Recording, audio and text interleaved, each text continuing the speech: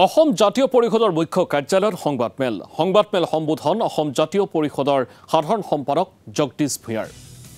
বিজেপিৰ দিনত অসমৰ উন্নয়নৰ ধাৰা অৱনমিত হৈছে। অসমত শৰ্মা, দাস আৰু সিন্ধি উপাধিৰ তিনিগৰাকী ঠিকাদাৰৰ বাহিৰে আন কোনো ঠিকাদাৰে কাম কৰি বিল নাপায়। কেৱল কমিছনৰ অংকত মুখ্যমন্ত্ৰীৰ ঘনিষ্ঠ হোৱাৰ বাবেই এই তিনিওগৰাকীয়ে বিল পায়। ফলত লক্ষাধিক থলুৱা ঠিকাদাৰ বঞ্চিত হৈছে বহু কামৰ পৰা। তাৰ উপৰি ফাঁচী বজাৰৰ ২-৩গৰাকী ব্যৱসায়ীয়েহে ব্যৱসায়ৰ দ্বাৰা লাভান্বিত হৈছে। আন সকলো ব্যৱসায়ী বঞ্চিত হৈছে বিভিন্ন ব্যৱসায়ৰ পৰা। চৰকাৰৰ গছ কটা কাৰ্য আৰু উৰণ সেতু নিৰ্মাণ কাৰ্যৰো বিৰোধিতা কৰিছে অসম জাতীয় পৰিষদে।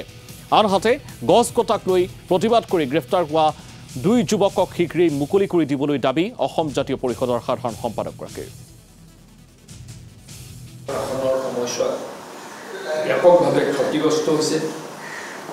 অসমৰ অৰ্থনীতিৰ চক্ৰবৃদ্ধি হাৰত বিনাশ ঘটিছে। শিলৰ ধনু কেৱল আদায় পাই দিছপুৰ আশীষ ধন্য তিনিজনমান ঠিকাদাৰে ৰাজ্যত বঞ্চিত উপেক্ষিত লাখ লাখ থলুৱা ঠিকাদাৰ, মুখ্যমন্ত্ৰী সহ তেওঁৰ মন্ত্ৰীসভাৰ আৰু ৩জন মন্ত্ৰী এই পাৰ্টিকুলাৰ এটা কোটাৰী যিটো এটা চক্ৰ নিৰ্মাণ কৰি ল'লে, এই চক্ৰটোৰ সুবিধাৰ্থে সকলোবোৰ চৰ্ত চৰকাৰে আৰোপ কৰে, য'ত এই চক্ৰটোহে সকলো ফালৰ পৰা লাভান্বিত হয়। দিছপুৰ আশীত থকা ৩জন লোক নিৰ্মাণ বিভাগৰ ঠিকাদাৰ টকা ঠিকেই পায়। এজন শৰ্মা উপাধিৰ, এজন দাস উপাধিৰ, এজন সিন্ধি উপাধিৰ।